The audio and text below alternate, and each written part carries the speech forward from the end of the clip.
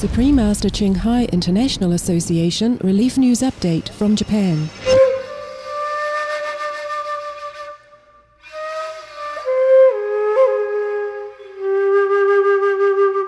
According to Japan's Environment Ministry, the deadly March 11 earthquake and tsunami left behind nearly 25 million tons of collapsed building debris, not including vehicles and vessels that were swept away. With heavy equipment being used for its removal, crews must take care to watch for victims' remains that might still be discovered amid the vast swaths of rubble. As of Wednesday, April 6th, the official death toll was more than 12,400, with over 15,000 still missing, and many more whose status may never be able to be officially reported. The tsunami also left toxic chemicals, industrial waste, oil and heavy metals that forces the wearing of face masks and has rendered soil unusable for another 5 to 10 years.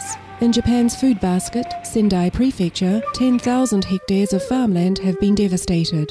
Since the initial disaster, Supreme Master Ching Hai has donated $80,000 in aid. Combined with donations from our worldwide association members, the contributions total over $172,000. With all her love and sorrowful prayers, Supreme Master Ching Hai asked that our association members, including doctors and nurses, please go help the most vulnerable, particularly the elderly and young, together, saying that extra expenses would be reimbursed. She also requested that they deliver urgent items such as medicine, as well as copies of her book, The Dogs in My Life, to comfort the people's hearts.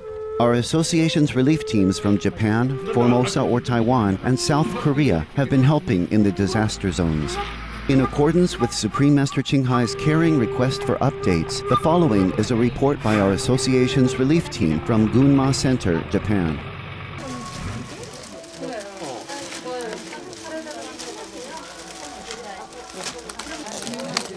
April 4, 2011. Regarding relief work in Miyagi Prefecture. Most compassionate master, we prepared hot packs, undergarments, baby diapers and wipes, instant noodles, seasonings, sanitary items, etc., along with informative flyers on the vegan solution to climate change. We also readied medical supplies such as bandages, cooler packs for high fever, and medicine for colds, which the survivors had been in need of almost every day. After 12 hours on the muddy, dusty road, we reached Ishinomaki City, where the very high tsunami wave had destroyed communities along the Kitakami River. The relief recipients said what we brought was very considerate of their urgent needs.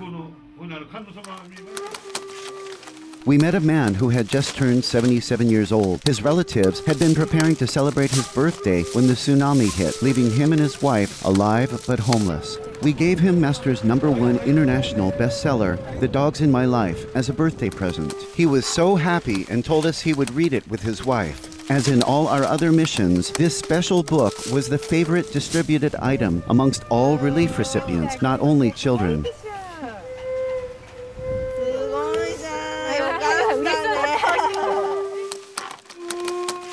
Next we went to Minamisanriku-cho, where more than half of the 80 homes had been destroyed. People whose houses were still standing had welcomed other victims, many of whom were elderly. But their area has no shops at all, and the nearest town was also destroyed, so they could not get enough urgent items. They were thus very grateful for what we delivered, saying the supplies came at a perfect time.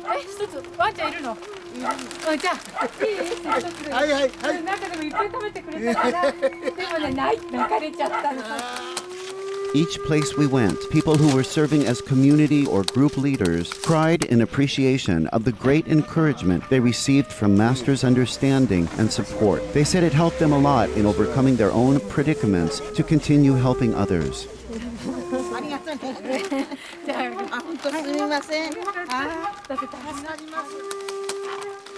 We appreciate Master from the bottom of our heart for sharing her warmest love, which touched victims' hearts deeply. With all our love, Gunma Center, Japan. We thank Supreme Master Ching Hai for permitting us to share this information with our viewers, as well as our association's foreign group for providing this report.